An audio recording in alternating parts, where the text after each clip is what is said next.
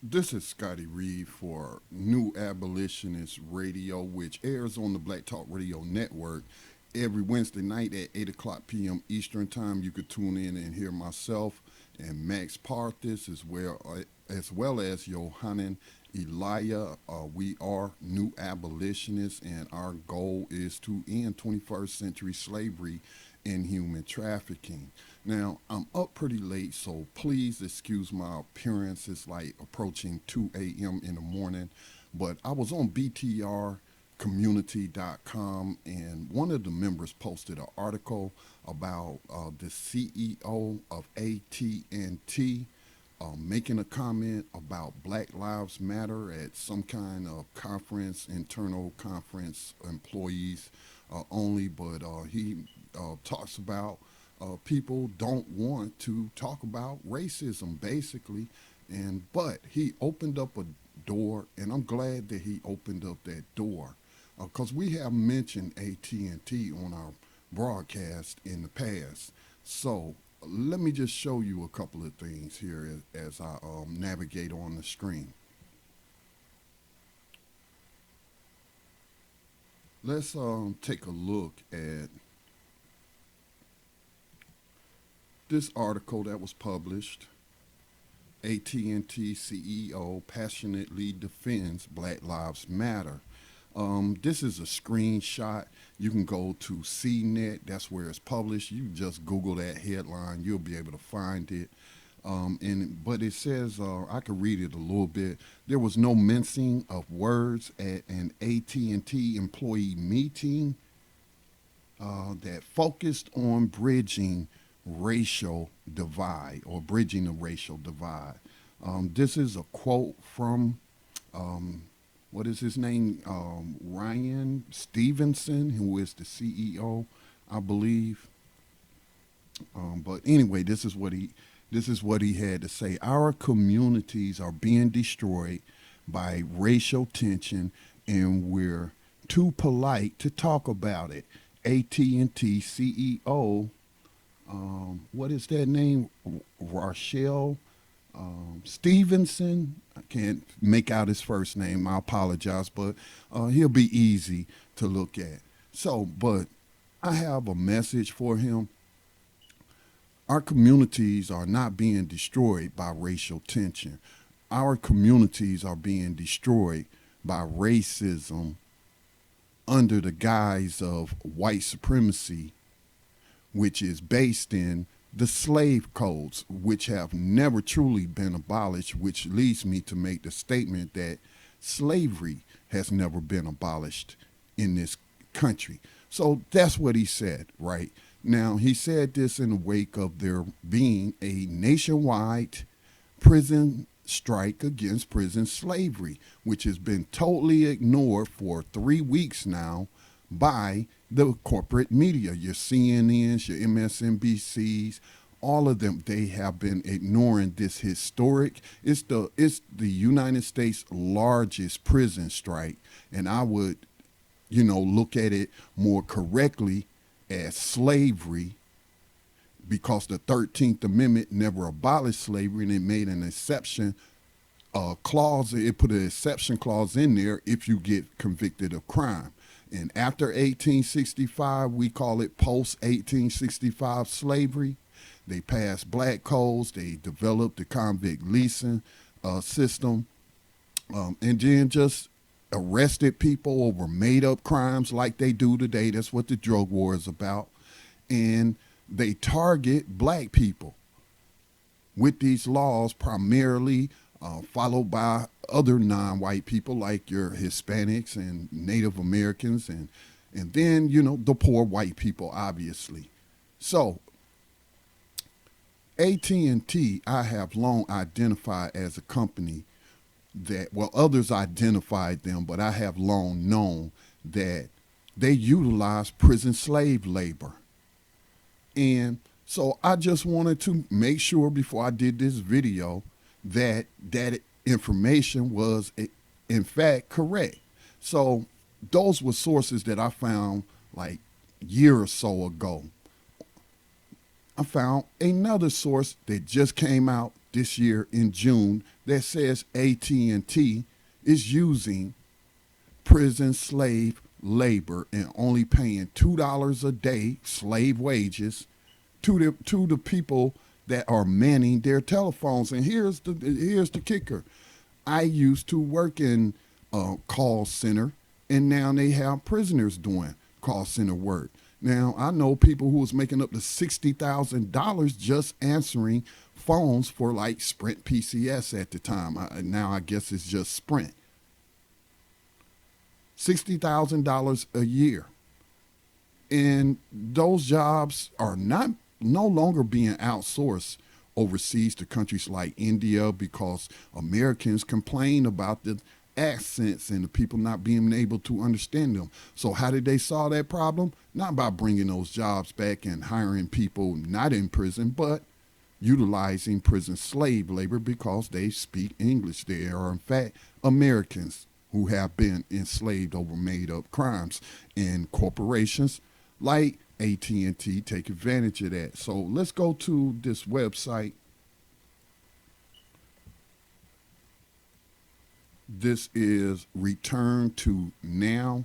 It's a blog that came up. And again, you could Google this. And if AT&T wants to deny it, then let them do so publicly. That they're utilizing prison slave labor. So the article is How Prison Labor is the New American Slavery, and most of us knowingly support it. If you buy products or services from any of the 50 companies listed below, and you likely do, you are supporting modern American slavery. And again, shout out to Return to Now for using correct language that we have been using for 4 years now on New Abolitionist Radio that airs on Black Talk Radio Network, telling anyone who would listen, bringing on constitutional lawyers, law professors, talking about the exception clause of the 13th Amendment. They all agree slavery was never abolished. What we have was pre-1865 slavery and post-1865 slavery. We need to abolish it. So let's go down to the companies that they have listed. McDonald's is one, which they also sponsor. Murder Music, shout out to Clear the Airwaves Project, which is targeting McDonald's for supporting the ratchet music that you hear on radio stations targeting black communities. And then you have all these corporations supporting that garbage music being played on the public airways, FCC licensed airways, and FCC is allowing them to put obscene and content that is supposed to be only from 10 p.m. to 6 a.m. And but yeah, so not only do McDonald's support killer rap on the radio, so turn off those killer radio stations, but they also utilize prison labor. Let me go down some more. Here we are, AT&T. In 1993, the massive phone company laid off thousands of telephone operators, all union members, in order to increase their profits. Even though AT&T's company policy regarding prison labor reads eerily like Walmart's, they have consistently used inmates to work in their call center since 1993, barely paying them $2 a day. So they also have links to other sources. Okay, give me just a minute as I fix my screen there. BP, and so Google this article. This is slavery, people. Bank of America, which is in Charlotte, North Carolina, which has been the site of recent protests. So look at all these over the killing of Keith Lamont Scott. Let me say the victim's name. Victim of slave catching gone wrong. Can't make no money off of dead slaves. So it's time to end this. So we're calling on this CEO, Mr. Stephenson, CEO of AT&T, to change your business practices.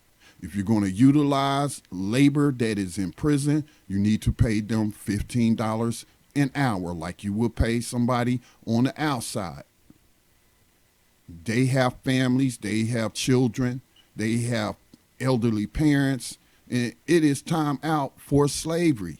So if people do things that lands them in prison because they murdered someone, they raped someone, you know, but I mean, I understand making them work, but if they are in there for these victimless drug crimes and other victimless crimes, and you're putting people into slavery and participating in human trafficking, especially with the private prisons taking on in this practice. If you want to talk about Black Lives Mattering, or if you want to talk about American Lives Mattering, do your part to end slavery by stop practicing slavery. Don't use the labor at all if you're not going to pay $15 an hour and you're going to pay slave wages, not have to, pay, give these prisoners any benefits or whatnot. So, yeah, bring an end to it. So, people, it is time out for slavery worldwide, because many of these companies like the Geo Group and CCA, they maybe not CCA, but I know the Geo Group is an international slaver. It's time to start calling it what it is and calling these people out. I appreciate you, Mr. Stephenson, opening up the door to that conversation. It is uncomfortable for people, but I'm not trying to make you uncomfortable, but I just want to point you to your own business practices and what you can do to make all lives matter in America. All right? Stop practicing slavery and help grassroots organizations abolish slavery by removing the exception clause from the 13th Amendment of the United States Constitution, which moved slavery, the institution of slavery, from the plantations to the prison plantations, the concrete plantations. Thank you for taking this under consideration. And to the rest, if you're not an abolitionist today, then guess what? You are in support of slavery by your inaction and silence in slavery.